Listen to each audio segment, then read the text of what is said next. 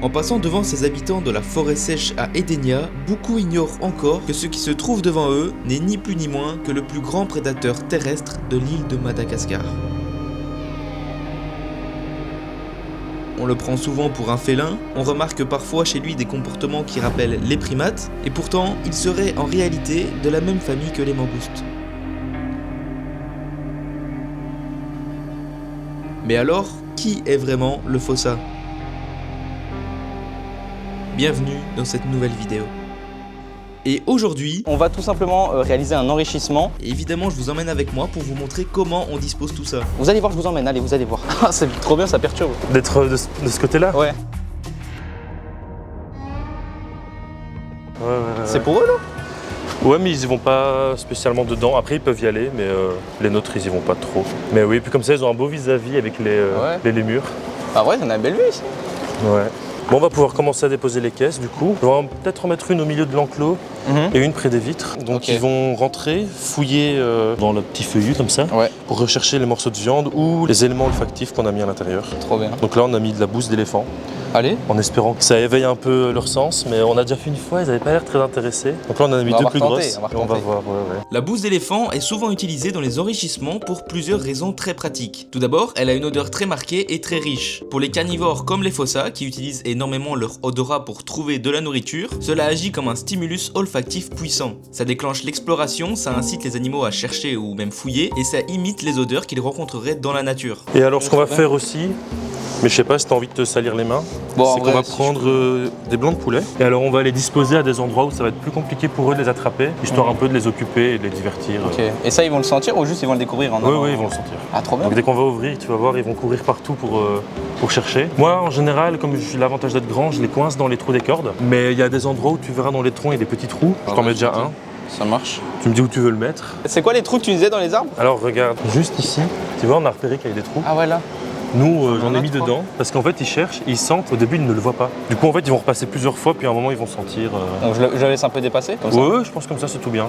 Moi, je vais en mettre un ici dans la corde, histoire que ce soit pas non plus trop facile. Ici, il y a un petit trou. Est-ce que tu crois que ça passe? C'est exactement ce que j'ai fait hier. J'ai peut-être une technique qui ne va pas du tout marcher, mais si je frotte un peu mes mains là, ils vont sentir le poulet? Ouais. Ça nettoiera tes mains, puis après, tu verras. On tente un Tu peux même faire des lignes comme ça, tu vas voir, quand ils vont passer ici en marchant, ils vont directement flairer qu'il y a une odeur qu'ils aiment. On va voir s'ils arrivent, s'ils sentent, quand après on va regarder l'enrichissement. Peut-être le cacher ici, celui-là. Hop là, hop. Ah oui, voilà, moi ce que je faisais aussi les autres jours, c'est qu'en fait on a utilisé des tissus, et alors on va vraiment mettre pas mal d'odeurs dessus. Ça va les stimuler aussi, ça alors? Ouais, parce que du coup l'avantage des tissus c'est que ça garde les odeurs. Ok. Et alors eux, à chaque fois qu'ils vont passer ici, ils vont avoir un intérêt. Et puis nous, ça peut nous avantager, parce que si on veut par exemple faire prendre quelque chose qu'ils préfèrent, ou quoi, ça peut être quelque chose de plus facile. On va encore en mettre peut-être 2-3. Ouais. Moi je vais essayer d'en mettre un sur la corde de là-haut pour que ce soit bien en hauteur. Et je vais t'en donner un autre si tu sais le mettre dans un endroit où ils ne savent pas grimper. Pas si facile d'accès. L'idéal ça serait, tu vois, typiquement si tu sais l'accrocher sur quelque chose comme ça, où en fait ils savent pas grimper et ils sont obligés de sauter ou de faire un peu incroyable. Des acrobaties pour les occuper. Attends, ça je vais m'approcher pour voir. Comme ça même pour eux ce sera un chouïa moins facile. Ouais voilà. J'ai fait ça toute ma vie. Regarde, on remet des odeurs. Ouais, ça c'est top en vrai les odeurs. Parce que comme les prédateurs, ils ont toujours un flair en général plus développé. Ça, c'est des animaux qui vont aussi bien grimper qu'être sur la terre, hein, les fossas. Ah oui, ils sont même très arboricoles, ils vont vraiment beaucoup grimper. D'ailleurs, tu peux le voir de temps en temps quand ils grimpent sur une branche et qu'ils veulent descendre. Tu verras en fait qu'ils se tiennent avec les pattes arrière. Un peu vraiment comme des primates quoi. Ah ouais, mais cet animal, moi je t'avoue, je l'ai découvert, je l'avais déjà découvert dans un autre parc il y a un petit moment. Ouais. Et là, j'ai vu qu'il y avait ça à Edenia, moi j'étais en plein kiff. Ah non, mais moi le premier jour où je suis arrivé, je les ai vus, je fais ok. C'est une espèce super intéressante qui est même pas dans tant de parcs que ça. C'est vraiment le mix félin-primate. Un félin, un primate, je vous ai dit dès le début de cette vidéo que cet animal était particulier. Et justement, la classification du fossa a longtemps posé question. Il a tout d'un félin puisqu'il a évolué de la même manière. Un corps souple, des griffes rétractiles et des dents de prédateur. Mais en réalité, le fossa appartient à une famille à part qu'on appelle les Eupléridés, qui regroupe tous les carnivores terrestres endémiques de Madagascar. Et il est d'ailleurs génétiquement plus proche de la mangouste. Si tu veux te sécher les mains sur les essuies, ah ouais, la limite, hein, vite fait. D'ailleurs, on les met aussi chez d'autres animaux. On les laisse parfois chez les saimiri. Allez, pour mettre les odeurs ou... Ouais, justement, parce qu'eux, ils vont juste faire leur vie dessus, ou mouler les murs par exemple. Je prends les chemins compliqués. Et alors ça va déposer vraiment tout plein d'odeurs qui eux vont les stimuler. Et puis c'est bien aussi de varier un peu. Parce que bon, toujours du fumier d'éléphant, bon, au bout d'un moment c'est un peu lassant. Donc si on sait varier... C'est Trop vraiment bien. top quoi. Et donc ici, les individus qu'on a, c'est deux mâles. Deux mâles, Ça, deux ils frères. n'ont pas encore ouais. de prénom pour l'instant. Non, normalement c'est. Vous avez des idées Alors on a des idées, mais il y a des gros débats dans l'équipe. D'accord. Du coup, à mon avis, ça va être le public qui va choisir. On a hâte de pouvoir les nommer. Ici, à Paradisa, nous accueillons deux frères venant tout droit du zoo de Francfort et qui sont nés le 28 mai 2024. Vous l'avez donc compris, à l'heure actuelle où je vous parle, ils n'ont même pas encore 2 ans. Même le territoire, en vrai, il est grave cool, hein, je trouve. Ouais. Franchement, ils sont bien là. Donc, je crois que les caisses, ils vont en faire qu'une bouchée. Hein. Mhm. Ils vont la déchirer dans tous les morceaux, je crois. Ou alors ils vont vraiment pas comprendre. C'est la première fois qu'on fait ce genre là. C'est vraiment la première fois qu'on met. Enfin, qu'on disperse un peu comme ça oui.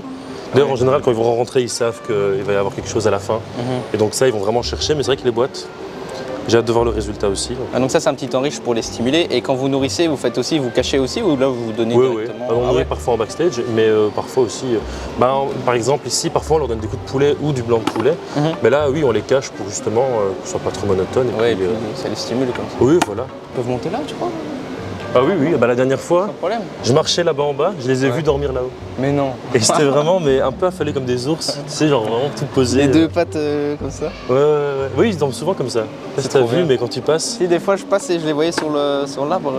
Ce qu'ils aiment bien faire aussi, c'est se mettre en boule tous les deux et se mettre là. Ouais, là c'est leur spot. Ils les font beaucoup. Ouais. On avait même peur au début quand on les a lâchés, qu'ils choisissent, tu sais, un endroit vraiment fort caché et que personne puisse les voir. Mais même s'ils font la sieste là, tout le monde est quand même content. Mais ils choisissent un spot et dès qu'ils vont faire la sieste, ils vont souvent aller là ou ils vont changer parfois peut-être. Alors dans la nature, ils vont plutôt changer quand même. Ouais. Mais ici, oui, c'est vrai qu'ils ont vraiment choisi leur endroit. Je pense que c'est un peu plus paisible. Je pense que c'est aussi un peu plus frais peut-être avec les backstage. Ouais, c'est possible. Mais en tout cas, ils sont tout bien. Ouais, franchement, c'est cool. Hein. Donc au niveau des cartons, il n'y a pas de danger pour eux. Hein. Non, du tout. Et même les matériaux qu'on met dedans, souvent ça va être des petites brisures de bois ou quoi. Pas des choses qui vont coller à l'aliment. Ouais. Mais en même temps, quand même, qu'ils puissent cacher la nourriture pour que le but justement soit qu'ils cherchent, que ce soit pas posé sur un plateau. C'est mieux optimisé en fait. Oui, bien sûr. Puis de toute façon, on contrôle aussi leur nourriture le soir quand on les nourrit. Ils ont chacun bien leur ration. Donc dans tous les cas, ils les nourrissent. C'est juste que pour le stimuli, ils méritent d'avoir des petites récompenses aussi. Quoi. On va voir ça alors. Ouais. Allez, on va les lâcher. C'est parti, let's go.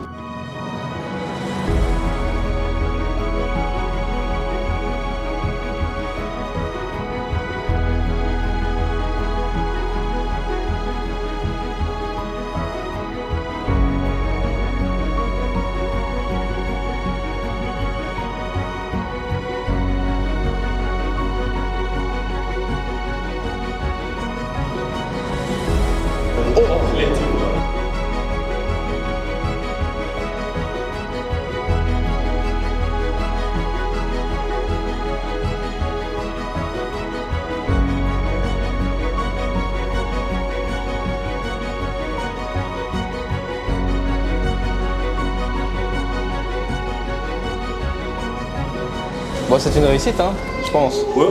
Ils sont bien stimulés, ils ont été stimulés jusqu'au bout en plus, donc ils ont juste pas trouvé quelques poulets forcément qui étaient un peu cachés. Mais c'est une question de temps. Ouais, question de temps. Ouais, c'est sûr. Après la sieste, quand ils auront un petit creux, il faut y aller directement. J'adore ces animaux, c'est incroyable, ils sont stimulés depuis tantôt, donc c'est trop bien.